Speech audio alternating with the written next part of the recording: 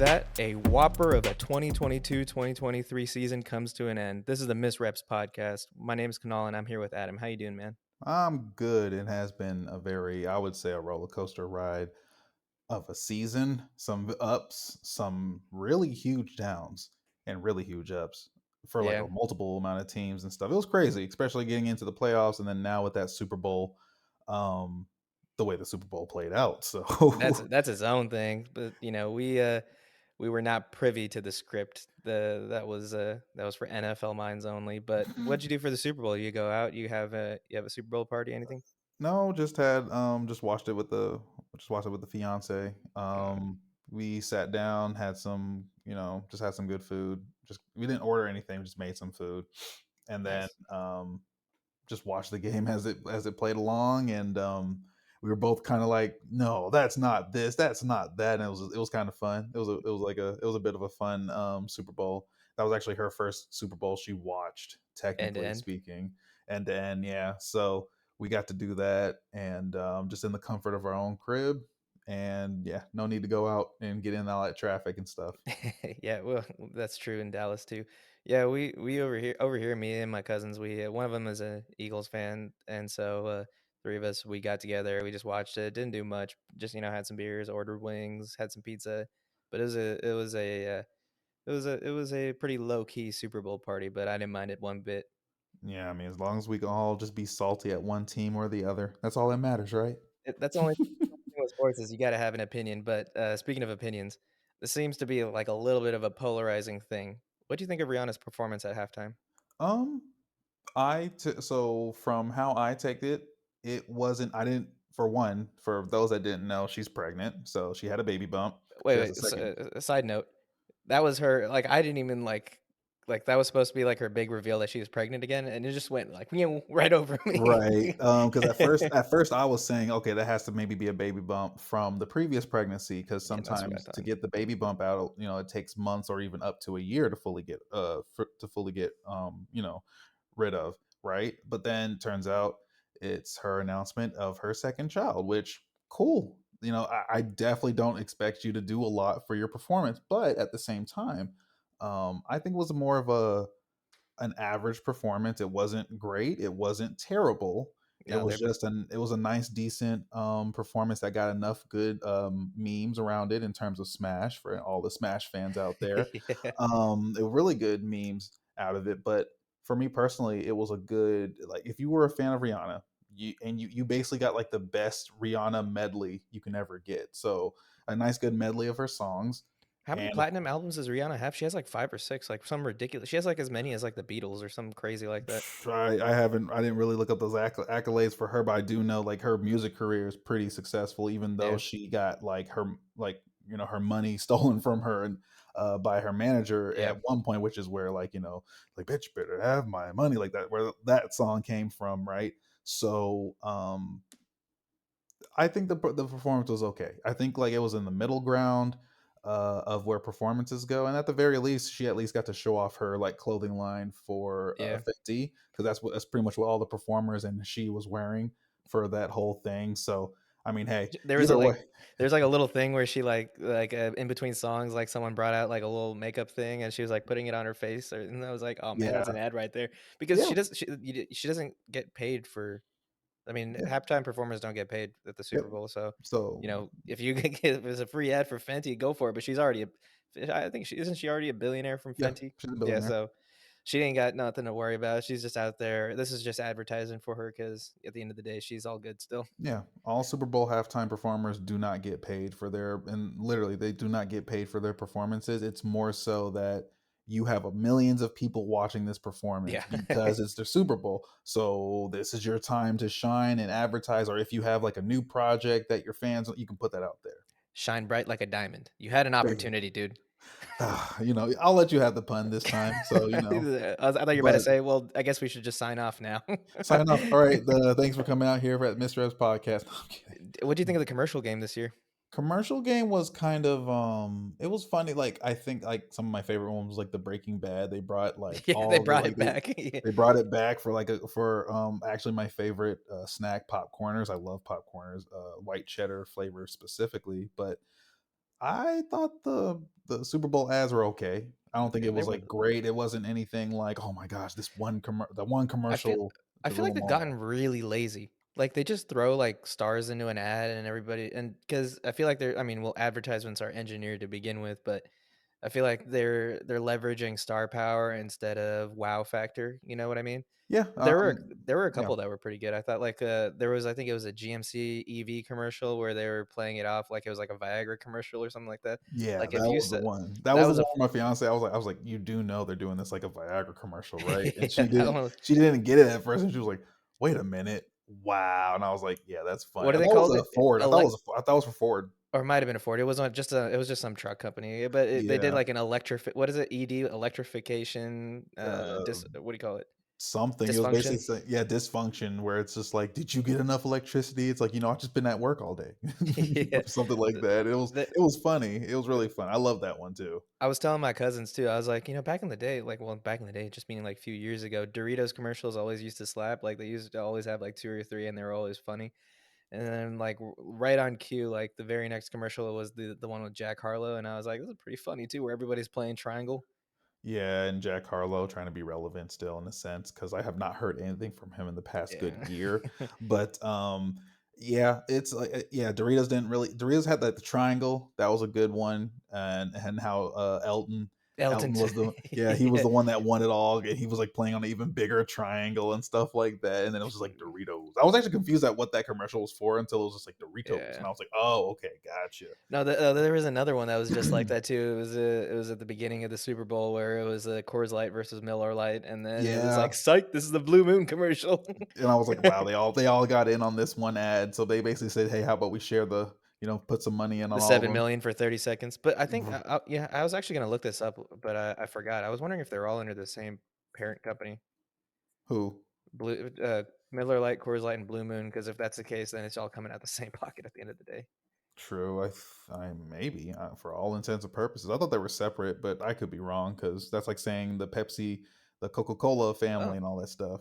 Molson Coors Company, or Molson Coors parent, and they own Blue Moon and all them. Oh, so that's all included. So they just Yeah. basically did like, hey, look at all of our stuff. They actually if anything, they actually got a bang for their buck. They got 3 companies in one, 3 of their That's brands in true. one. Yeah. So I think like with like the ads, they were okay. I don't think they were like the best or not. I think a lot of the advertisements, like the ones like with the ones with Ben Stiller, the Pepsi Zero ones, where like Ben Stiller was like, "Do I really actually like this Coke? Like, wow, that's really good." Or was it acting? And then like I That was a good loved one all of too. that because he brought like his favorite like character back. I forgot what movie that was. Zoolander, right? Yeah, Zoolander. He brought that look back, and then some other looks, and then I think Yeah. Steve Martin was in on like the other bit with the not Pepsi. Wow, it was a Coca Cola Zero Mhm. and Coke Zero, and Steve Martin was in it, on it too. And I was like, oh hey, we brought some of the other actors in on this one, but they were doing a lot of inverting your expectations on some of those ads, like the electric vehicle one. So I've seen a lot of like inverting, but besides that, I think the ads are okay. The Viagra commercial was, like, kind of like a classic Super Bowl ad where it's just, like, this whole, like, thing, but, like, the other ones definitely felt like they were just leveraging star power at least. Because like Go, actually, the MVP of the Super Bowl commercials, I feel like Serena Williams was, like, in 3 or 4 of them, like, she's gotten out there, and yeah, yeah. they weren't, like, I don't know if they were all under the same, brand, like, just multiple different ads or something. I thought 2 of them are at least different. I don't know about the other I do ones, but remember one of them with her in it, and she was doing golf, yeah. and she was doing golf in one, and then like I was just like, okay, this is pretty cool, but like in general, nothing really like left its impression to where it's like, yo, you should see that commercial at the Super Bowl, bro. Like it Dude, wasn't at least anything that far. it was last year, right, where there were just, like, all these dumb fucking crypto ads. Well, it's funny because all those there was like like a stat or something of like how many crypto startups, if not crypto funds, like came in to for like the Super Bowl and stuff like that, and then like there was a commercial where they were talking about like the downfall of FTX and stuff like that, and it actually came true, and I was Yeah. just like, wow. Oh, are you talking about the one last year with Larry David or a different one? Yeah, it was the one with Larry David, I think, where they were talking about He's like, "Yeah, I don't know. Yeah, it basically like it was funny because it actually predicted the downfall of FTX, which was Yeah. really fun. I think it was an It FTX commercial for it all was our an intents. FTX commercial actually, I think, yeah, 'cause and so FTX paid him to predict their own downfall, I guess, I don't know. Basically, and it actually came true, funnily enough. But you're not going to see that many because I remember there was another. I think it was 2008 or 10, where like several startups. It wasn't crypto, but it was like a lot of startups came in and actually invested. They were talking about like trends and Yeah. like who's like been pushing money into the commercials and ads and stuff. So I think this year might be electric vehicles, maybe. I don't Yeah. know what the theme was this year, so I didn't really pay attention. I was just waiting for the game to come back on. We saw the Puppy Bowl. The Puppy Bowl was hilarious Oh, this dude, year that's like a around. classic. I missed it, we were out picking up food for our thing, but yeah, on Animal it's on Animal Planet, right? Yeah, Animal Planet's like Puppy Bowl. I think it was Puppy Bowl 19, and it was just like some of them was like Josh Allen something. It was like Allen something in one word. I was like, oh wow, they basically said Josh Allen right there. I see what they Yeah. did there, and it was They really like I think the final score was like 94 to like something because it's just like how they score and stuff. Like that was really cool. They even did a double touchdown. I was like, oh, this is a touchdown to both teams because they both held the toy running into the end zone, and I was just cracking That's up. 19 years of ingenuity. I remember watching the original Puppy Bowls. Not to go too deep into it, because we'll get into that Super Bowl talk. Because we got to talk about that holding call for everyone. I know everyone's all in on that holding call, but the Puppy Bowl. It's funny because I remember one Puppy Bowl where like they didn't have announcers. They didn't have like. It was when they were initially starting. It was literally just puppies just playing, just Mm, literally playing. All the puppies at once were playing. Because this year they actually did the whole like, okay, we're introducing some, and then we're actually talking about some charities, some actual homes and stuff like that for where dogs go. But yeah, back in the day, it used to just be like the dogs are playing, and then yeah. you just see someone coming out, it's like, penalty on the field. They're actually cleaning up the area or something like that. I was just like, that's funny. Yeah. Good times. Yeah, should we go into the Super Bowl? I know we don't want to kind of, but, we both picked the Eagles to win it, but, it came down to the And wire, right? it did. Uh, Congrats to the Kansas City Chiefs. You got your second Super Bowl in 4 years. You're on your way to becoming a dynasty if you can get that third, in our opinion. But yeah, it was. I mean, what yeah, else can you say? yeah, it was kind of it was amazing, right? Because of how one-sided it was at the beginning, and then, once the Chiefs went down by double digits, pretty much the script or like, everybody, wrote them off because the only other time that's happened in Super Bowl history that a team came back to win from a digit deficit was the infamous 28-3 Falcons to Patriots Super Bowl. But it's not as embarrassing as No, that Super no, Bowl though, because that Super Bowl literally was what, by the fourth quarter it was 28-3, and they just came back all in one quarter. I think midway through the third because I think they scored 19 points in the fourth, right? And so I think they scored 10 in the Okay, so third, something similar like to the yeah. second half resurgence of the Kansas City Chiefs here, because at the end of the day, um, yeah, yeah, no, yeah. Go I mean, ahead, man. this game lived up to its like iconic moments, right? Like, everybody kind of saw like, Patrick Mahomes got hurt, and so they kind of had the script wrote the heroes like revival or the phoenix rising from the ashes. Right. And so, but there was also funny moments like the memes around the game are all obviously great. But there was one funny moment, and I saw this, and like me and my cousins all kind of looked at each other. It was when the camera panned to Nick Sirianni talking to Jalen Hurts on the sideline. I think there's like 30 seconds left in the first half, and Nick Sirianni like starts making gestures over at the Chiefs sideline, taunting them. And Jalen Hurts was like, "No, no, no, put that hand down, put that hand down." Yeah, just having class and all that good stuff. I mean, hey, that's Now still a Philly coach. Philadelphia loves that. If there is any coach that Philadelphia deserves, it's Nick Sirianni. I wanted Philadelphia to win just so I could see some videos of people climbing light posts and punching horses or whatever they were doing. You sure that you're not talking about Bills Mafia? No, this is 100% Eagles. Yeah, no, you're right on This that is what one. happened when last time they won the Super Bowl Oh and stuff. yeah, I remember those two. When I was like, oh, such fond They had memories. it, But they have to like grease up the light poles and stuff like that so people don't climb them. oh man, that's funny. But it sucks, man. Like it was one of those ones. Like I guess one we at least both agree it was an instant classic, hands down. Yeah, no doubt For about this it. type of game, it was a very tight race. Honestly, the Eagles could have won it, and so this is kind of like my notes. Eagles could have just won it, no matter the holding call that happened that James Bradbury like owned up to. Uh, because there was other stuff in the game that kind of caused their downfall. They had two crucial turnovers that happened. One of them ended up being a touchdown for the Chiefs. Like it was like I was like, bro, I think it was almost a third turnover that got called back though. What was the second turnover? There was two fumbles for the Eagles. The Eagles had two different fumbles, one from Jalen Hurts and then one from Miles Sanders, the running back. Oh, okay.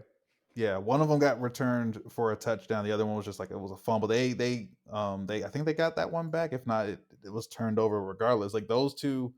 Um like those two fumbles, I'll just say the two fumbles right there costed them. It was always the fumbles. It wasn't like I know there was an no interception from Jalen Hurts. He was actually running the ball too, by the way. Set a record for quarterbacks in the Super Bowl, 3 rushing touchdowns. That man said, "I am getting each of these points every time we are on the field." Could you imagine They putting down like $100 for Jalen Hurts getting three rushing touchdowns in a game? Like you probably would have made a killing. Oh my god! Like if you just only Dude, bet on like how many like the over under for how rushing touchdowns. yeah, how ridiculously effective is that quarterback sneak for the Eagles? Like Very. me and my cousins were joking. I was like, why don't they just run that play like every time? They get like over three They yards literally a carry. did They every get over time. 3 yards a carry. I mean, obviously you're not going to do that because you're risking Jalen Hurts every time you do that. But They did not it's care. They put like balls to the wall with this game, but unfortunately, yeah, it just didn't. It didn't like they couldn't. The defense, the Eagles' defense, was not as effective as they should have been. and that's the polite way of putting it, right? And like you said, we both agree this game was an instant classic. But you got to give credit first off, you got to give credit to the Chiefs and their stars for doing what they always do. And especially that Pat Mahomes Travis Kelsey connection, because it just seemed like the Eagles had absolutely no answer for it. All those catches were uncontested, and I think that's the big like it was the Travis Kelsey and the Pat Mahomes connection is always going to be like your big ticket. But guys like Isaiah Pacheco, he fucking balled out. He Oh, was he was a dog. You got to he give him that one. he absolutely relieved any pressure on Patrick Mahomes by having some semblance of a run game. Him and Jerick McKinnon, let's be fair. Jerick McKinnon had some huge runs as well too, as well as receptions and other unsung guys. Kadarius Toney had a crucial touchdown. That the touchdown that Kadarius Toney had, there was no one within like 10 yards of him, and things like that. It makes me think like the Chiefs just completely outcoached the Eagles. Like they were not ready for this game. But Because other I was gonna say that they did too, because for the rushing game, right? yeah, Pacheco was like the leading rusher with 76 yards on 15 carries and a touchdown, while for the Eagles, it was Jalen Hurts, 15 for 70 and 3 touchdowns. And after that, it's just Kenneth Gainwell for 7 for 21 yards, seven yeah. carries for 21 Miles yards. Sanders wasn't really even much of a factor. But like I think I mean to make a pun on or to make a play on like the current joke around the league, they literally flipped it felt like the Chiefs literally flipped the script on the Eagles. We were talking last week about how to try to force the game into Patrick Mahomes' hands and don't give him any time whatsoever to make a throw Hmm. and just make them one dimensional. And it really felt like the Chiefs were more successful at putting the game in Jalen Hurts' hands, just forcing the game into Jalen Hurts' hands, which isn't a bad thing. But when you make an offense one dimensional, you can start planning around it, right? And the ball was going through Jalen Hurts' hands on the ground or in the air, one or the other. Jalen Hurts, he balled out, but the main headline that we were predicting was that the Eagles front seven would absolutely go out there and ball out. And I don't have any pressure numbers, but the Chiefs O line pitched a shutout. They played lights out. They didn't give up a single sack. And aside from the one hit that Patrick Mahomes took, that kind of tweaked his Hmm. ankle, he wasn't in any danger. Like yeah, actually let me see. Patrick Mahomes had like 44 yards rushing He was on the six second rushes. leading rusher for the team. Yeah, and that's pretty wild for a guy man that looks like he's running to the bathroom, but he They had he over 150 yards in rushing compared to like the Eagles is what like just over a little over 100. So uh-huh. that kind of shows you too what happened there. And Patrick Mahomes had 182 yards passing, three touchdowns. Not like I mean, three touchdowns is fantastic, but 182 yards. That's literally what we were talking about. What the Eagles were doing leading up to the Super Bowl, right? Where they didn't really have anybody that was, standing out on the stat sheet. making throwing big numbers, but they were blowing teams out. The Chiefs did that to the Eagles, which is kind of wild to see. But I think what it came down to, more so than anything, what do you think? It probably came down to the defense on this one, right? The defense in general. Yeah, Unfortunately, for like the Philly. defense just yeah for Philly, the defense for Philly just didn't come up like they should have. They didn't get the sacks and they didn't get enough pressures. I believe it was just like what only one pass defended or something like that. In terms of just like basically like the Chiefs were throwing the ball who they wanted to throw it to. Kadarius Tony, obviously, uh, Sky Moore was getting in there too, like just Kelsey, but Kelsey Kelsey. was Yeah, like they always got that man almost had 100 yards. I told you, but what did I say? You have to if you could at least stop Kelsey, you can then worry about the rest of like the offense. They yeah, they they were had to worry about both like Mahomes like having enough room to just run up the field. And even though it says he only has 44 yards, those 44 yards and those six rushes he did, or the scrambles that he did was like they were pretty like they were significant. yeah, And at the end of the day, they just couldn't get a stop on the Chiefs' offense because that's why the game stayed where it was. Like even in the beginning, it was like touchdown, oh, we get a touchdown, we get a yeah, touchdown. The Eagles started getting some stops and actually was able to get like a little bit of a distance, but then like the Chiefs had whatever some people say there isn't really much of a halftime like change up in terms of like the playbook or anything, but like the Chiefs said, let's go out there and win this, and they yeah. did in the second half. 10 points down. I think the big misleading thing for a lot of us was, we talk about running the ball being the best defense for, or the best defense is a good run game, right? Hmm. And the Eagles, they dominated time of possession in that first half. I think they had like something like 22 minutes to 8 minutes or something like that. Yeah. Like I mean, if it wasn't for the fact that Jalen Hurts had that, like, let's be honest, it was kind of a ridiculous fumble. It just kind of slipped out of his hands. If he didn't have that, the Chiefs wouldn't even be on the board in the second quarter. Right. And so, but the weird thing with this game was that, they were doing it by passing the ball. And I think the commentators even mentioned this as well, that they were dominating the game. But I think like Jalen Hurts, I mean, they only had like, 10 rushes or something, some small insignificant number. Because, we look at the numbers and we see Jalen Hurts has 15 rushes for 70 yards, right? But a lot of those were quarterback sneaks. And Mhm. so Some of them were actually just like, some of them design were runs, right? some So like a couple of them were design runs, while others were just like, "I need to scramble because we need to, like, keep ourselves in the game." mm, Gainwell had some, interesting runs that got them a first down and stuff like that. It was just that, like, there just wasn't enough. Because after Jalen Hurts, it was just the 21 yards Gainwell put up, and then Sanders had 16, but I think they just, like they said, "Hey, Sanders, you're not going back in there because you just fumbled." yeah. So he was one of the ones that fumbled. Hurts did too, and unfortunately, it was just a one where like where each offense is flying and scoring. It's just up to the fumbles and who takes advantage of those opportunities. Yeah, on Yahoo Sports, they're not saying that Miles Sanders had a fumble, but I think I remember seeing that as well. Maybe it was no. Oh, the play that you're thinking of, I think, is where it was ruled incomplete. I think Miles Sanders got lit up, and they said he didn't complete the catch, and Yeah, so I think that was ruled as an incomplete pass because I remember that play. He got lit up. Like I was like, weird because oh frick. ESPN is putting it down as that was an actual like written in fumble, but hey, who knows? I know they had at Actually, least two. if it's on ESPN, maybe it's right. I trust Either way, ESPN over Yahoo. I do remember that Yeah, Eagles had like two turnovers that definitely helped the Chiefs out and stuff like that. Regardless, yeah. so it's really just you can't mess up. That's It's what it like came down to when the game is like 38-35. It's not a slugfest type of thing. It's like who's gonna make the last mistake. And basically, Jalen Hurts, despite his one mistake, had an MVP worthy performance. Yeah, it's worth commending the entire Eagles team. Like you said, James Bradbury came out and said, he claimed responsibility. He said that was a holding, even though we think it's bullshit. But the entire team mm, came out and said, like, "Hey, this is on us. Like, we'll be back next year and we'll be better." Like, no one was salty. None of that. yeah, it just None depends of on that who they bad. can retain through this upcoming. It just depends on who they can retain, they can keep, and stuff like that. 'Cause I think there's a lot on that defense that's going into free agency. So I know they have a top 10. They have two first round picks and stuff like that. So I think one The of the rich get things richer. was right. I think if they can get their defense retooled, I would actually say like this is just like a hot take. Hmm. Um, this will just be a hot take that whoever they get, in the draft. It should be, or that running back, was it Brian Robinson from UT? Like who's going as like the number one I running think back it's in the yeah, I think draft? it's Robinson.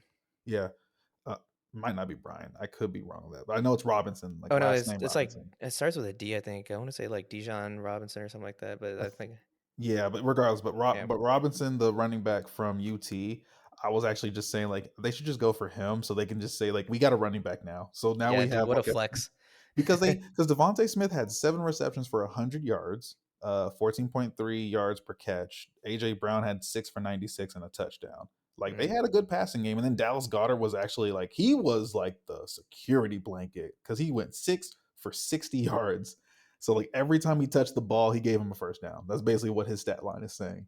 Yeah, that was kind of wild. Like, I mean, they were the Chiefs' defense came out to play. We got to commend them though, man. They were laying down the law on a lot of Yeah, those some hits. rookies out there too doing their thing. So I Uh, mean, hey, it's just one of those things, man. Like there's like one thing that everybody's like replaying. And it's Jason Kelsey running over Trent McDuffie, and it just like caption this. Yeah, there was some pretty good memes around it. Like you know how Nick Sirianni got emotional during the national anthem, and so it's the not meme as that good as the OG NFL one where like I forgot which I think player it it was like was, No but Sean Moreno. he had like the biggest tear. It was like Like it the just like a blooped thick like tear. like it shot out of his eye. It looked Yeah, like like bloop. And I was just like, is that like a it's almost like in the anime where they have like the thick sheet of like tears. That's what he had back in the day. So it's not as much as that one. He yeah, Nick but it Sirianni, was he didn't love the anthem that much in his heart. no, but the for the Nick Sirianni meme, it said when Nick Sirianni read the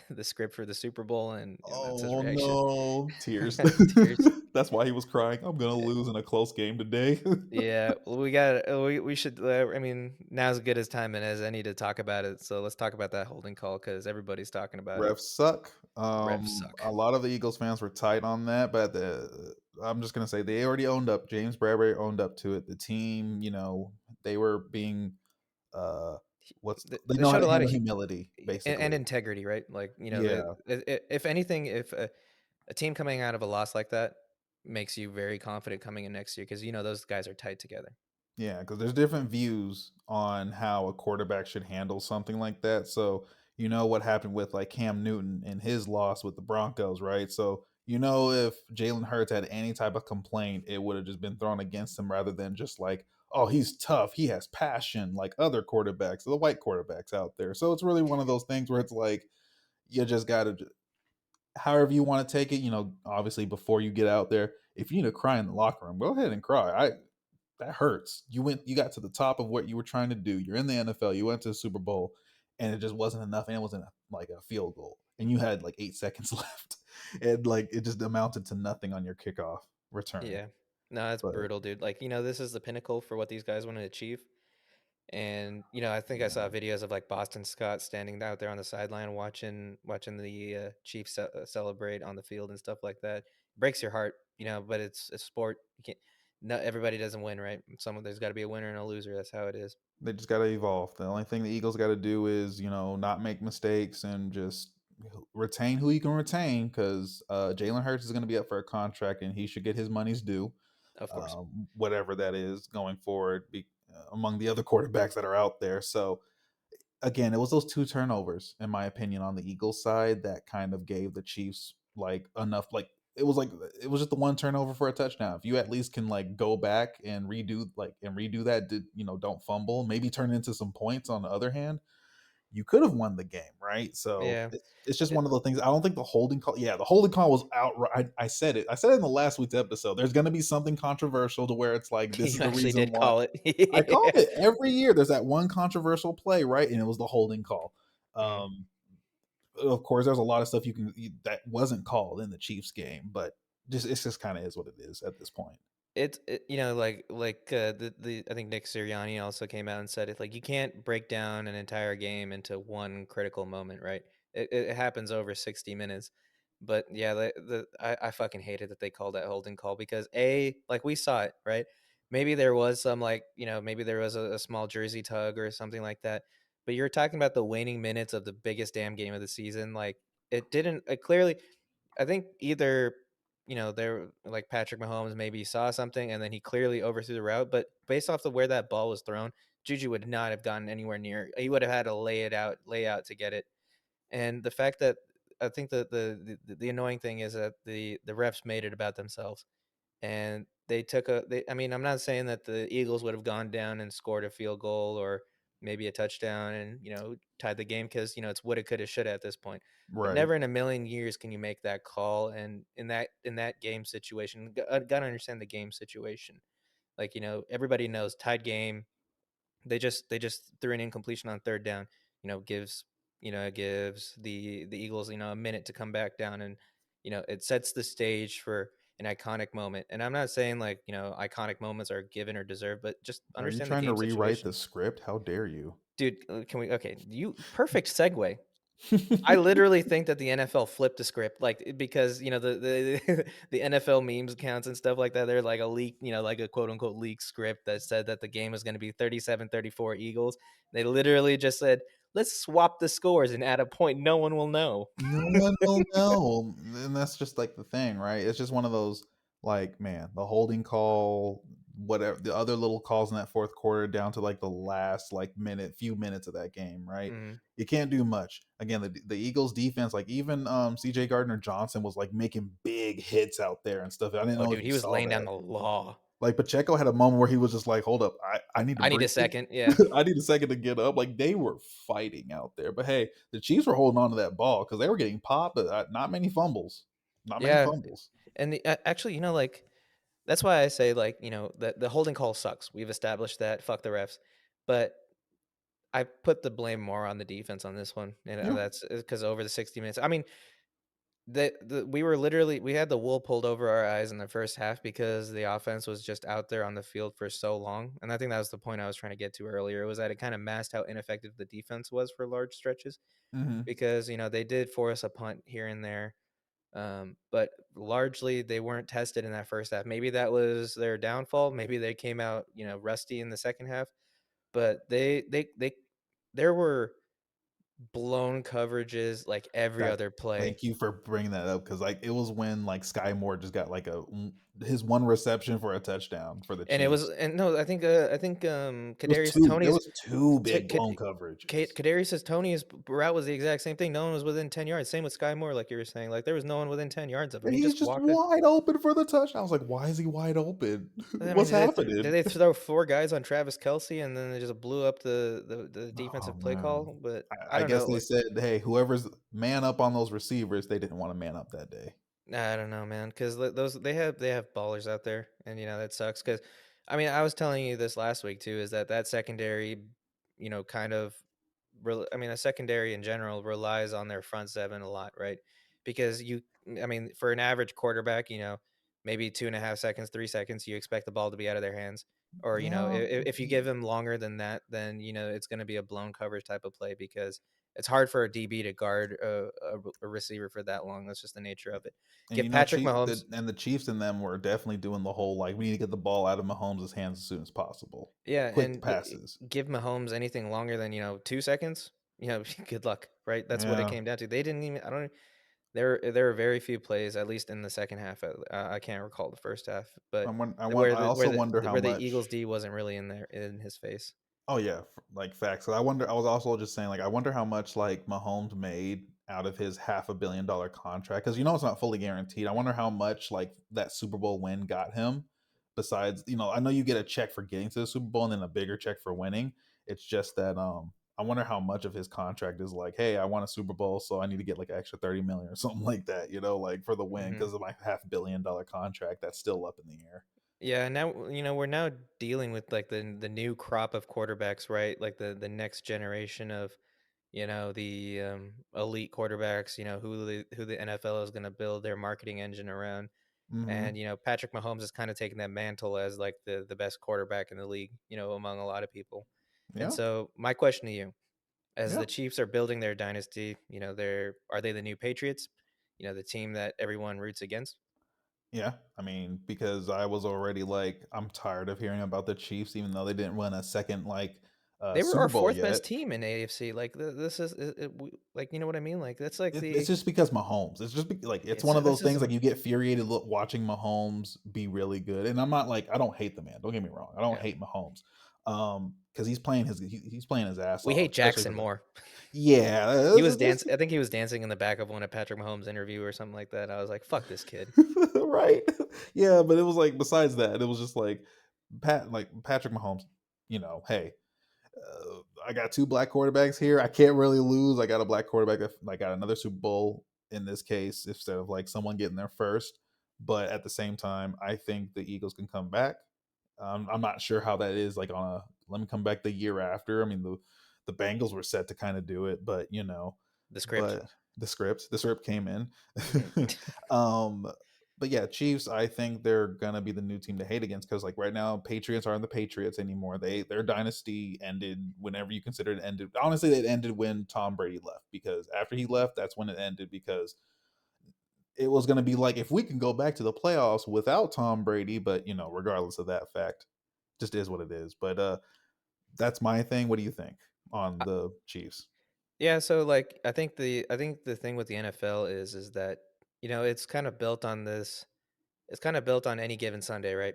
Hmm. Any given team can come out and win a football game, and whenever one team starts to dominate, it just naturally acquires like all the hatred of every other team, Hmm. because any given Sunday, but every team wants it to be their Sunday. You know what I mean? And so with that, that's kind of just the mantle that they've kind of accepted. Plus, like all the distractions around around Patrick Mahomes, but just the fact that like the media engine always just puts Patrick Mahomes in your face, like with everything, Hmm. and it Even just when he it's does like a simple throw that another quarterback can do, but since it's not Patrick Mahomes, yeah, we don't need to talk about it. yeah, exactly. And then like for some reason, like during that game, I think Travis Kelsey was like he was on one. He was like, never doubt us. We're always out here fighting as underdogs, or something along the lines of saying that he was underdogs and stuff like that. And the entire Never thought of them as and underdogs. the entire Twitter was like, "Man, I hate Travis Kelsey now." just just kind of Yeah. obnoxious. It just kind of it came off as like tone deaf and obnoxious, but man was on cloud nine because he just won Super Bowl, so I'll let it slide. But it's just one of those things that you kind of got to accept. It's not like anyone's out here. It's not like the Patriots, because the Patriots kind of earn their NFL villain because they've all their scandals of a few of their scandals and stuff like that. But the With like scandals happened in the middle of the Patriots dynasty. They weren't like in the very they were in the beginning very of it. beginning. They were in the Which very ones? beginning. The taping of practices was right before they beat the Rams in the Super Bowl, Oh, or it that's was that right. year, That and was that was I their forget first. about that one. The Deflate Gate. I'm thinking of Deflate Gate, which Oh, was later Deflategate, on. yeah. That was later in the Patriots dynasty. That's the one I was thinking of. That was And then big, there's but like yeah. there's like Tuck Rule and like all the other stuff that kind of like I mean, once you shape. keep going, but stuff is going to pop up as you Yeah, keep going to the Super Bowl, right? Like, for instance, like the Chiefs and Bills basically made them say, like, okay, for overtime, now both sides get a chance. And I was like, I still remember when they took that chance away, and the Green Bay Packers was complaining about that yeah. years ago, or many teams were complaining about it years ago at that point in time. So, I mean, it just kind of is what it is. I feel like they just need to get like that one more Super Bowl win in the next like couples of seasons, and they can be consider themselves as a new dynasty. But I guess my question for you is like, with the NFL and everyone has like their own thing. Is there anything that like what makes you consider a team a dynasty in the NFL in general? I mean, I think like what it comes down to, three Super Bowls in a short span of time is typically the answer, for a lot of people. But in some people, like I think you were mentioning it before we started, kind of associated with some players too. Um, if you have the same quarterback, usually in a dynasty situation, you'll have the same quarterback over that time period. Mm-hmm. Other players, I mean, unfortunately, not to devalue other players, but if you have rotation in other players, like Tyreek Hill has been a crucial part of the Chiefs' success up until the beginning of this season, right? He's still part of the dynasty, but he's not like the face of the dynasty. The dynasty is a team award, I think, or a team accolade, and Yeah. it's usually associated with a quarterback as well. But three Super Bowls, maybe in like a obviously a few years, like I'd say about let's say 6, 7, 8, somewhere in that ballpark. Once you got past eight, then you're starting to make a stretch at it. Mm-hmm. You know, um, I think. Yeah, I mean, I'm with you on maybe like 5 or 6 years. So for me, just I'm with you. 3 Super Bowl wins. I say within 5 to 6 years, maybe less. Mm, I think if you have any more than like 2 more years of just like not winning, if you go like a third year, it's like okay, you ain't a dynasty anymore. But yeah, that's where it goes with my second point. So first point, 3 Super Bowl wins in like 5 to 6 years or less. My second is perennial playoff team. Right. That just they means always got to that be like there. basically you're going to the playoffs every single season. You're always a threat. So the Chiefs have been a threat every single season so far. I haven't really seen a season where they haven't made it to playoffs as of yet. And then finally, like I say, like this is like my third thing. It's just the All Star team. So you Yeah, got to have that core group of players that like you all know and love. So like for the Chiefs right now, it's just Mahomes and Kelsey. That's like the two players you always hear about so far. Mahomes and Kelsey. Maybe Trent McDuffie is going to be part of that, going forward. But again, they're not a dynasty team yet. I think they just need that third Super Bowl win. Then we can say they're a dynasty. yeah. Then we Now, can how start long it nitpicking. lasts, that's up in the air. But Yeah, yeah, but I mean, we talk about Patrick Mahomes' contract a lot and how it kind of favors the team in that, like, like they're if they get another ring in the next couple years, good. They'll probably have like a lull period as they're trying to like retool for maybe a season or two. But once you get on the tail end of Patrick's contract and it's still, they're using the same contract, he's getting paid. He's not going to be paid as much as other NFL quarterbacks compared to the yeah, salary. So they're going to be able to retool again. It's kind of like that Tom Brady had that Tom Brady's tenure at the Patriots, he had two dynasties basically, right? Because he had hmm the first three Super Bowls and that middle period where they went to Super Bowls with, but they lost to the Giants or the who else it was the and Giants, the Eagles. Giants. No, it was just the Giants and the Eagles. Yeah, Yeah, two so were the three Super. Giants, one was Eagles. Yep. Yeah, So three Super Bowls, and then then they had another three Super Bowls in their later years, right? Because I think Tom Brady has seven, or does he have he has no? 7 total. He has 7 total. He has 10 Super Bowl appearances. He lost 7 of them. Okay, He won or one with the Bucks, 6 with the Patriots. Okay. Yeah. And so, it's basically two dynasties in one career, which is even more wild. For on that the last thing I'd say on the Chiefs, are they the team everyone roots against? That doesn't mean it's necessarily a bad thing. The fact that everyone hates you because you're winning, if I were a Chiefs fan, that's a me against the world, that's a thing to take pride in. Because if you're, if everyone hates you and you're not winning, then you're the Dallas Cowboys, and so no one wants to be that. Right. And I think like at the very least, I guess another point, it's not even on like my list, but it's like you're gonna remember that team for something. I think like what the 60s was the Steelers, no 70s was the Steelers, either regards. It was like 70s was the Steelers, the 2000s was definitely the Patriots. You can even go further, right, with the Patriots and how like what Yeah. they were doing after everything's said and done. The 90s was the Cowboys. I think the 80s was the Niners, but you can remember Yeah. something about each of these, like, the Joe Montanas and all that type of stuff with like the 49ers. Obviously, the Cowboys. They were America's team to this God's day, team. America's team, God's team, like some people were going so far as saying. With the Chiefs, you're going to remember Mahomes and Kelsey so far So from what far. we can see. And with that 10-year, what, $500 million deal, at first people were like, you're just overpaying. You're going to have no money. No, It's they have no actually, it's idea. working in their favor Oh, now yeah. that they can always keep a team stacked around Mahomes going forward. It's up to Mahomes if he wants to, like, I think if he wants to if he wins another Super Bowl, I think he's going to redo that contract. I You believe. think? I think Yeah, so. and yeah, we'll see what happens with that. I think Andy Reid was asked, like, was asked, or like rumors were circulating, like Andy Reid's gonna retire. And I'm thinking to myself, why? He has like he's got the best thing going for him right now. He's under no pressure, I would say, in the sense that, he's not on the hot seat. He's never been on the hot seat at the Chiefs. Everyone's been looking at the old coach and they get a Yeah. win, and then you just think, right? So They're like gonna ride off into the sunset. he could, but at the same time, you have Why? Patrick Like Mahomes for however long. You he better keep riding it out until your age goes up against you or something one day. That's what Yeah. I would do. The NFL, like an NFL like organization, at least like at the players level, maybe I would even include like GM and scouts like that. It's very it's very culture driven, it's very and that comes from GM, head coach, and people like that. And I think Andy Reid has like exactly how things how he wants them, like the entire relationship, even his like He's organization's relationship crucial. with the owners and stuff like that Hmm. too. Like Clark Hunt ain't gonna come in. He ain't gonna try to Jerry Jones Andy Reid if they have like one off season because Andy Reid's earned that right, and he has the tool. He's put the tools in place for his organization to succeed. I believe even after he decides to leave. And you basically hit on another point that makes a team a dynasty. That front office for the team, they are Yeah, crucial to a team becoming successful and stuff. staying relevant year in and year out. Andy Reid is definitely the backbone to Patrick Mahomes as to why Patrick Mahomes is the way he is. Andy Reid was also one that helped Alex Smith a bit. He helped Mahomes a bit as well. Obviously, gave him a year off, and Donovan of course McNabb. the right.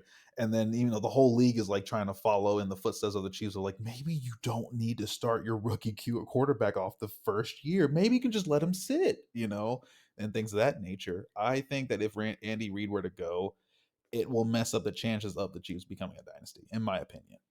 Yeah, I think so too.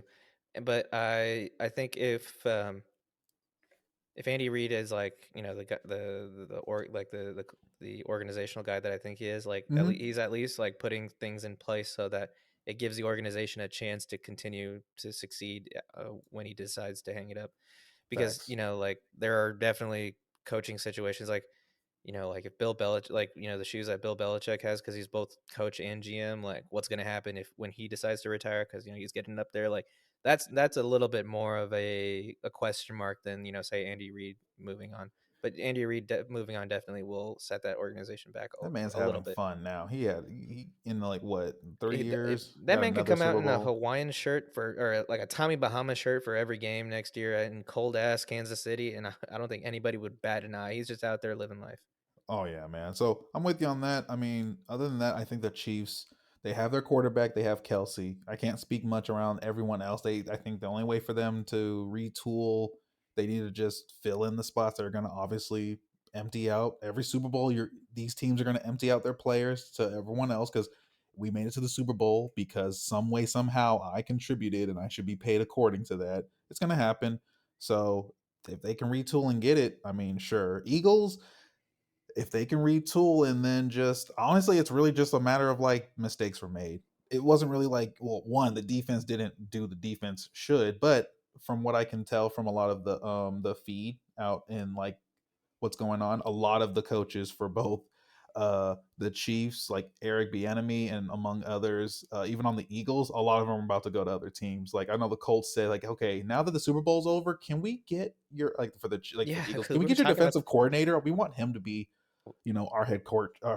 yeah, we were talking about this, right? Like we haven't heard shit about what's going on at Colts like head coaching search, but kind of just points to like their eye being on one of the Eagles They coordinators. basically just want like we just want the best of the crop of people because after the Super Bowl, we're just gonna try after all of those people. Eric Bieniemy is still up. I know we had discussions of like why is he still at the Chiefs? I mean, he just won another Super Bowl. He got another ring under his belt now. Yeah. But Hey, he's definitely a target. he earned that ring, not like Melvin Gordon.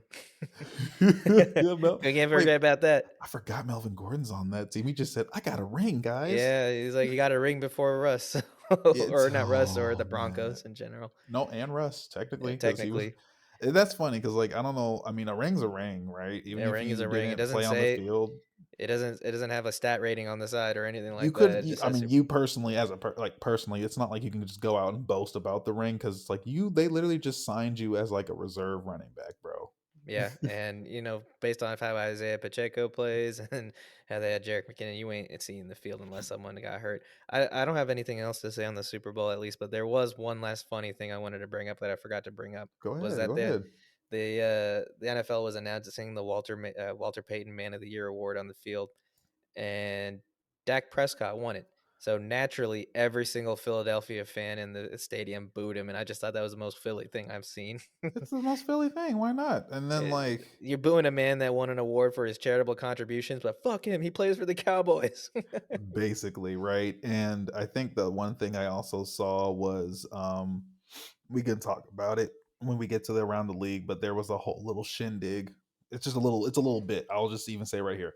The someone in like it wasn't the NFL media particularly, it was just like some person with a check mark, definitely like a media for maybe a local media. He was talking about Russell Wilson and Sierra's like charity fund, and he was saying like, oh my gosh, their charity isn't even like donating money, that much money to the charity as it needs to be. Only like 22.4 cents of a dollar goes to like the charity. And I'm sitting here like, okay, one, I know that if Russ had a very successful season, this wouldn't even be a thing.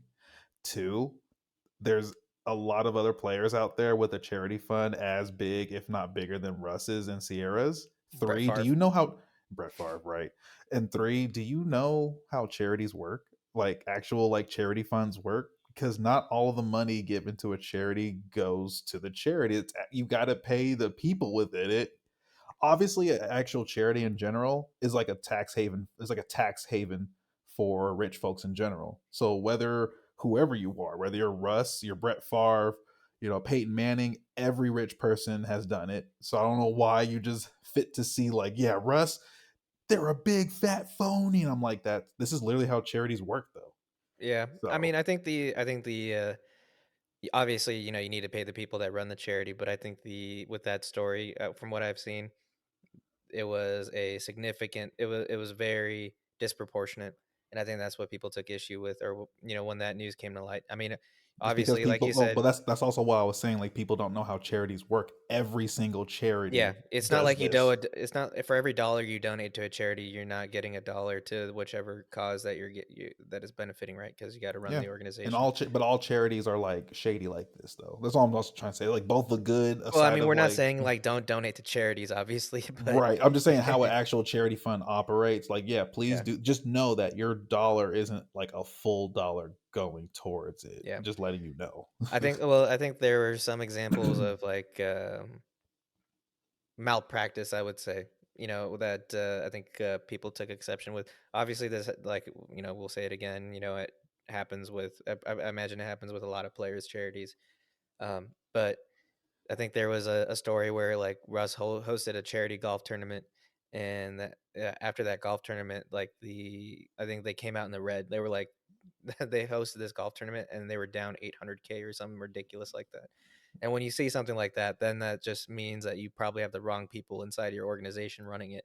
Yeah. But it also doesn't look good because your name is stamped on the You charity. know, we're talking about this charity fund when like we're still not talking about how Brett Favre's story of like using taxpayers' money to Allegedly, allegedly we don't want to get sued like Pat McAfee is. yeah, yeah, yeah. And then Yeah. even Pat McAfee was just like, "Fuck it, man, let's go, let's ball. Like, I'm gonna see you in court." Yeah, allegedly. If we have not said it at any point earlier, we allegedly accuse, or we acknowledge that the charges or accusations against Brett Favre are allegations. They're not fact. They're not charges. Right, and he sued Shannon Sharp, weird, Yeah, not Skip, Shannon Sharp, and Pat McAfee so far for like I forgot what was it like shameful allegations. That's literally or what it something. comes It down was to. like a defamation or Yeah, something like that. yeah, defamation, which that's the proper term. And it was just like, sure, if you want to if you want to bring that the spotlight back to your story, I'm all for it. That's what I'm saying. Like, let's go. Like Pat McAfee was just like, fuck it, let's go. We'll see you in court, man. We'll see you in They're court, not, bitch. he was like, they're not stopping this Good Friday. Everyone's like, here, here, here, Because, here. like, I mean, when it comes down to it, like, rich people use lawsuits to quiet people down, right? And Pat McAfee knew the entire time, like, hey, I've been saying allegedly every damn time this charge came up. So So how's it defamation, bro? Like, yeah, okay, it was a we can go. defamation. I guess like like perpetrating like the allegations can be considered It's because defamation, but it is an allegation. literally, It's like reporting the news at that point. yeah, you're just reporting the news, and literally Brett Favre just took offense. Like it's the fact that you even talked about it. You can't sue Yeah, someone for talking about a thing that happened and it's actually in newspapers and articles, bro. yeah, yeah. I don't know. It'll be I feel like it's gonna be a really short court case. Oh yeah, I can't wait to. I don't know. It's the spotlight's gonna leave it again. It's gonna happen. He's probably using his cherry to siphon off funds for his legal team or something. I don't know. He's probably doing some shady Allegedly, shit. allegedly. Allegedly. Come on now, allegedly now. Allegedly. But let's move on from that. Let's just talk about some Seahawks. We got some Yeah, news. yeah, we gotta go back on brand, right? On brand, because apparently, we forgot that we were a Seahawks podcast, right? But Yeah. one of the big things was out of the NFL, we had the final awards come out from the Associated Press now, and Gino Ooh, won Comeback Player of the Year. So, like, hey, shout applause. out, applause for Gino right there. Uh, Unfortunately, Tariq Woolen only came up third in Defensive Rookie of the Year, and Kenneth Walker III came up second in the Offensive Rookie of the Year. But So hey, kudos to them. But it's kind of wild that the what we were hoping that we would get, Jets actually got right, offensive rookie of the year and defensive rookie of the year. Actually, if Brees Hall was still playing, they'd have two people up there for offensive rookie of the year without a doubt.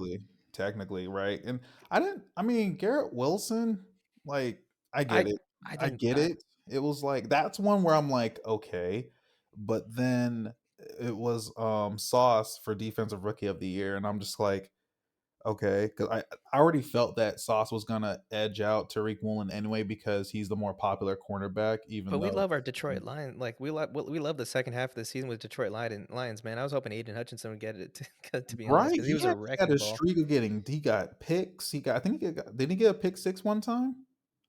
He definitely got a pick. I'm not sure about the pick six. He got multiple picks. I was saying if he got a pick six, but regardless, he got a lot of picks and all that good stuff. I don't know. It was just one of those things. So he came up second, by the way, in defensive rookie of the year.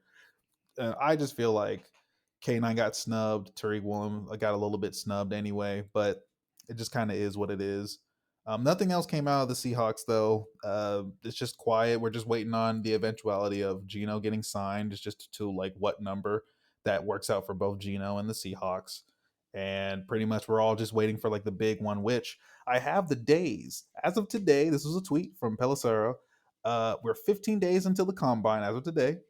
30 days until free agency, and 73 days until the 2023 NFL draft. So, in the meantime, we need to sign Gino, and we need to have at least 1 to 2 great signings in the free agency, and then we'll take it with the draft afterward. Yeah, So, build it one step at a time. That's if we get that going, then we're solid. I think a lot of the 9-8 or 8-9 teams literally know that they have their core and they need to just get up and go, right? So it's just a matter of just when and like that's why like for us, we for the Seahawks, we definitely need a really another. If we have two back-to-back drafts, like right now, we need to hit this next draft.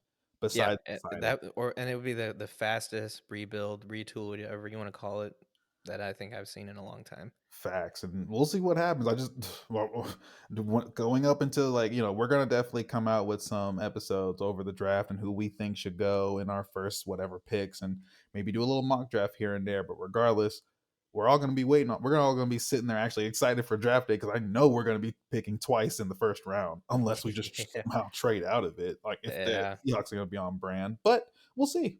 yeah. We'll see. But that's all we had for the Seahawks. You ready to go around the league? Let's go around the league, man. All right, first story up. Derek Carr essentially tells the Raiders to go fuck themselves by saying he won't waive his no trade clause, forcing the Raiders to release him instead of eventually trading him to the Saints. Oh, I mean, I see. I mean, I get it because I saw a tweet saying like tomorrow, literally saying tomorrow on Valentine's Day at 4 p.m. Eastern is literally the deadline. His salary is going to be guaranteed. So essentially, that we all know he's going to get released, and they're going to just take a lot of dead money. Yeah, and so the ESPN, I'll source it because I actually have a source for once. Hmm. 3 days after the Super Bowl, for 40.4 million of Derek Carr's 3-year, $121.5 million extension that he signed last spring becomes guaranteed. So unless the Raiders cut him before that date, if unless the Raiders cut him before that date, if they cut him, the Raiders will take on $5.6 million in salary cap hit, but free up 29.3 in cap room. So we know he's essentially just about to get cut, and like by the time this episode of the podcast comes out, he might already be cut. I mean, they're going to have like huge dead money Five point down the six million line. is what it say if they don't if they do it before. Because I thought another part of it was like guaranteed. Because that's what I'm saying. Maybe not this upcoming season, but the season after, they're gonna have dead money. They're gonna get hit with that dead money though. Yeah, I don't know what the Like full you can, ramifications yeah. are. So that's the thing. You will take a cap hit, then you free up a lot. But I think it's like the next couple seasons after that they're gonna Maybe they probably like have. split it out or something like that. Yeah, because they have to still pay him. Like because it's a whatever part was guaranteed, mind you. So, regardless, they're not going to hold him onto the team by 4 p.m. Eastern tomorrow. So, Yeah, everyone's going to see this news. By the time you're listening to this, it's probably already happened. Been released, and where he goes, we definitely don't know. I But think the Saints is what they. So I think that's what the undertone of the story is that instead of letting the Raiders trade him to the Saints and the Saints being able to get some sort of, or the Raiders being able to get some sort of like maybe draft picks or players out of it, mhm. Derek Carr is essentially saying like, "Nah, I'm good." Like he's got that no trade clause, so he's just gonna let himself get released and then go to the Saints for free. Okay. I mean, hey, I mean, Saints do need a quarterback. I can see the Saints being number one, and I don't know who he would go to after. He'll. It's basically just any of the quarterback needy teams in the top 10 or 15. Yeah. So, Yeah. There's always a team that needs a quarterback. It's gonna be of the Colts if course, it the the Colts. Colts if anything. The Colts, God of damn course, the but no God one damn wants those to go to guys. the Colts. They just need to go and draft their quarterback at this point, Panthers man. too, maybe. Yeah, Panthers are they're in the ballpark as well. It just depends on who's willing, because what's going to happen, he's going to get overpaid, and Oh that's what's yeah. going to happen. So it's just a matter of who gets him first. If it's the Saints, let it be the Saints because they at least have a solid defense. They needed a quarterback. They Saints were literally some needed it. Saints were one of those like weird teams, like right? Like they one week they turned it up, like they'd play lights out on offense and defense, and then like next week they just stink it up. It's But just they're gonna lose a lot of players too. You gotta remember that's also the reason why maybe he said, "Hey, don't you trade me to the Saints?" Because I had to talk with them and I got some extra questions over dinner or whatever I was doing with them. Because I know mm, they had permission to talk to him. They know they're about to. He knows that they're about to lose a lot of players. They're about to be in huge rebuild mode. And if I'm Derek Carr, I want to go to somewhere where we have a chance of going to the playoffs. I don't know. what was the number that you told me like last week? Wasn't it like they're $60 million in the red or something like that? Yeah, Something crazy yeah. like that? Saints are 60 million in the red, so it's really like they have to start freeing. So basically, watch for free agency with the Saints. Probably after or before that June 1st deadline. That's always the one every year. So you're going to see some players probably get released, if not traded. Oh yeah, for So sure. I mean, especially leading up to the draft, because I think the Saints. Well, the Saints got a first round pick out of the Sean Payton trade at least, so yeah, they'll be there on day one. pretty much. But that's all I have to say because they're just going to take that dead money regardless with the Raiders. And just go from there. Yeah. Next story up, we have NFL 2023 Hall of Fame class was announced yesterday, I believe. We have, I'll just rattle off the names. We have Rondé Barber, Darrell Revis, Joe Thomas, Zach Thomas, Demarcus Ware, Chuck Howley, Joe Klecko, Ken Riley, and Don Coryell. I'm not gonna lie. Well, I don't know like below Demarcus Ware, and that's nothing Yeah. nothing Yeah. against them at all. But like Demarcus Ware and up, like I remember Zach Thomas a little bit. Joe Thomas definitely Yeah. love my offensive lineman getting love. Darrell Revis finally. Rondé Barber, I get that. I get that too. If Rondé Barber was a little bit lower on the list, like you rearrange the top five of that list a little bit, is literally like in like a chronological order. Like keep reading down this list, and as soon as you don't recognize a name, that's how old you are. And if you get all the way to the bottom, you old as shit. Right. Because Don Coryell, he was like the coach for the Chargers, I think in like the 70s or 80s or maybe Okay. later than that. So I that's like I'm that's old reference right there. Fact. Okay. Okay. There you go. And thank you for that. I love fun facts every day. Fun But fact. I still They're not think Adam there's fun facts. I'm sorry. it's not an Adam fun fact, unfortunately. But I personally think they're snubbing Devin Hester once again. When I was he think eligible? You he's you been mentioned that. eligible. He's been eligible for like the past like what 5 years or so. Like he keeps getting snubbed, and he had a Well, really didn't he? good. When did he retire? He retired in I can look it up real quick, Yeah, but like I was curious. I know he's definitely been snubbed. I just want to know how long it's been he because retired back in oh my goodness, why is it so hard? Yeah, he retired back in 2016.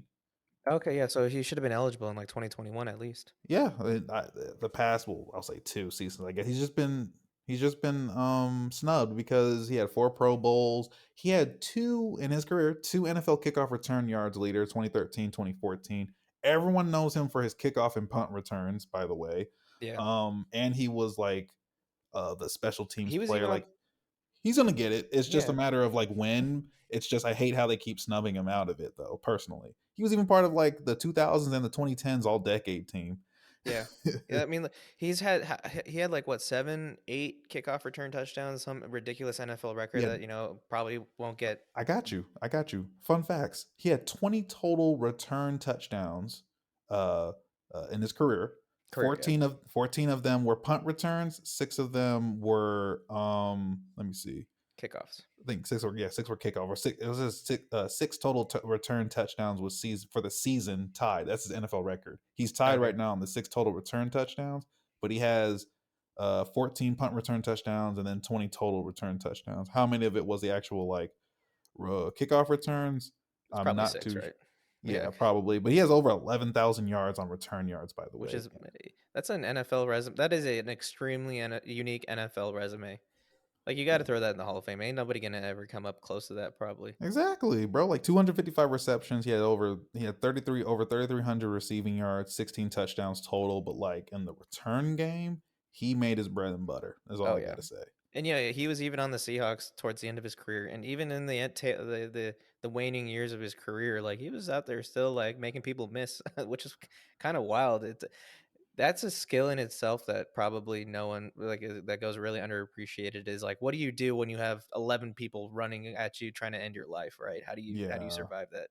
yeah, pretty much. Because I remember, yeah, he came out with the Seahawks during the 2016-2017 playoffs against the Lions, and he what? They only just returned a kickoff for 20 and all for five. But either way, he got out there. He did his thing. I just want this man to already have his dang gold jacket or whatever. Yeah, he deserves it. Yeah, but other than that, I mean, to the whole list that's here right now, Joe Thomas and them are up there. Like I like Joe Demarcus Thomas. Ware was the one that I was like, yeah, I was happy for that one because he was a Cowboy, but man, fucking put up numbers his career.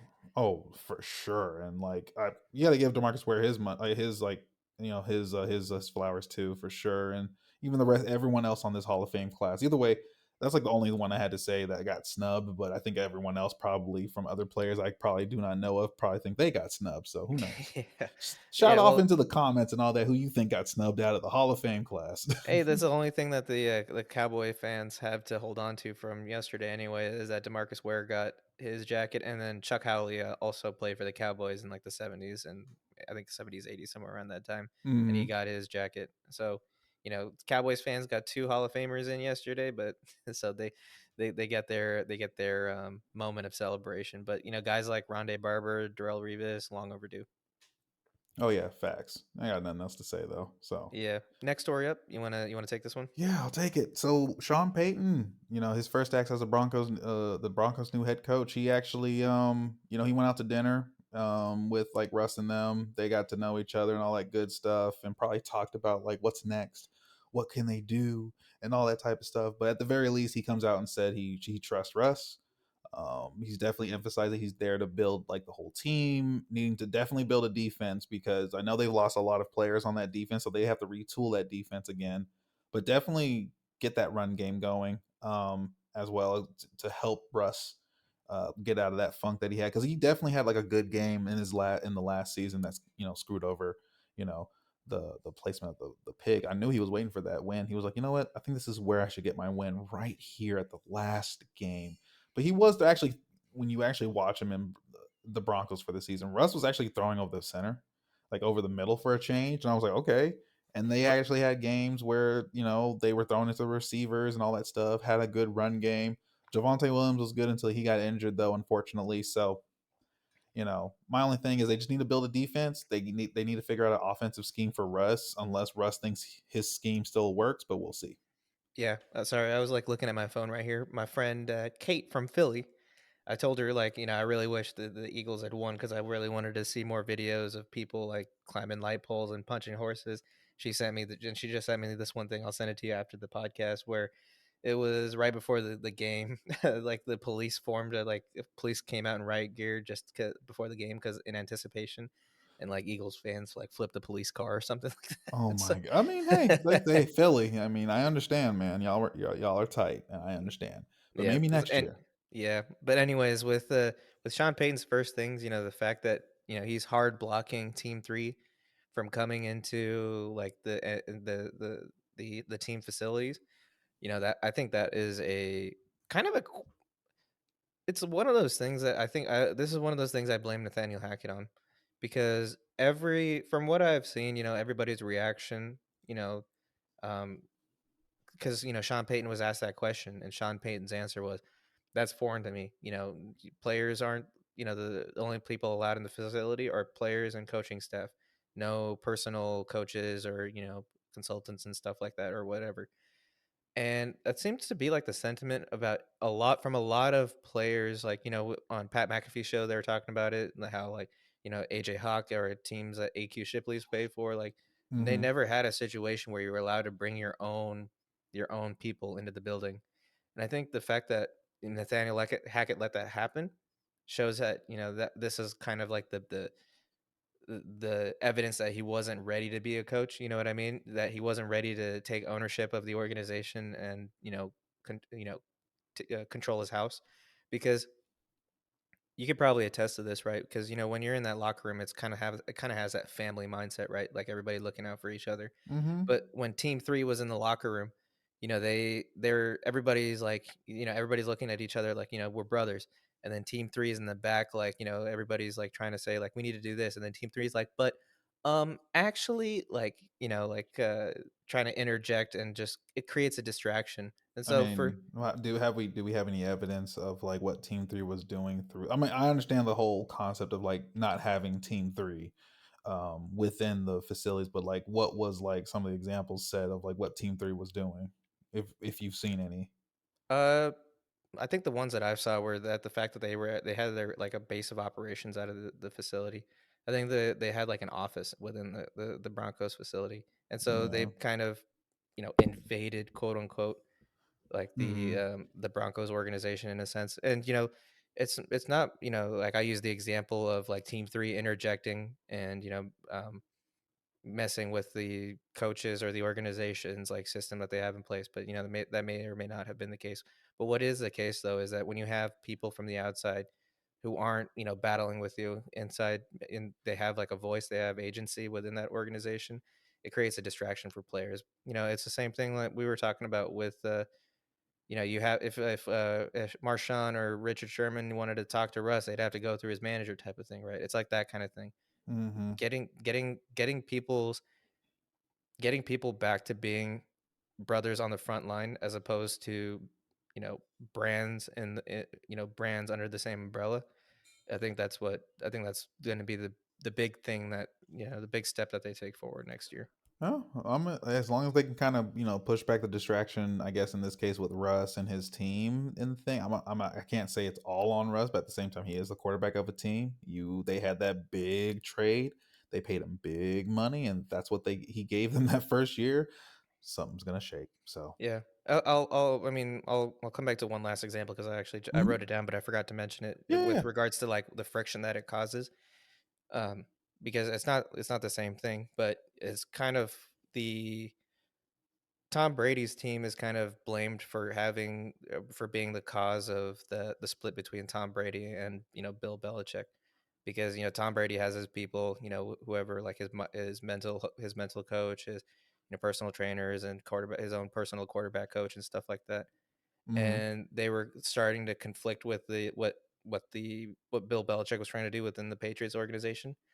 And so they kind of, like, basically the prevailing opinion is that, like, Tom Brady's team kind of yokoed the relationship between, Tom Brady and Bill Belichick. And so that's the kind of thing that, you don't want those outside distractions or influences coming Yeah. in when you get that. Oh, I get that. Yeah, I understand that one. And yeah, at the end of the day, I am in agreement that like one player's team, whether it's a social media team and whatever have you, should be having like offices and stuff up in there. It's like the only reason you should be like, if anything, if he was like a 7 time, Super Bowl winning quarterback or Yeah. something, they could probably make some like, okay, it's fine. He even won us a Super Bowl, so I mean, hey, why not?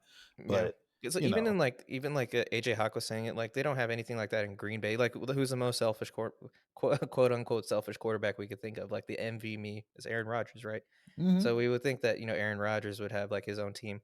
There was, AQ Shipley was saying, I think, or, I think it was Shipley, in that same episode of Pat McAfee's show, like, when, Bill Belichick didn't stand for that. The moment that started happening, maybe Robert Kraft got involved and, over, um, went over Bill Belichick's head or something like that, kind of thing.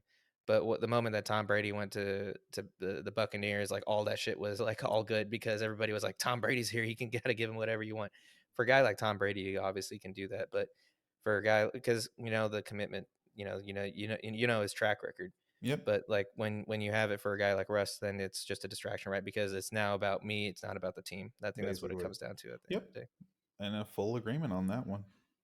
But I think that's yeah, I think that's all the stories we have. So if you don't have any other stories, you have any last words for the 2022-2023 season?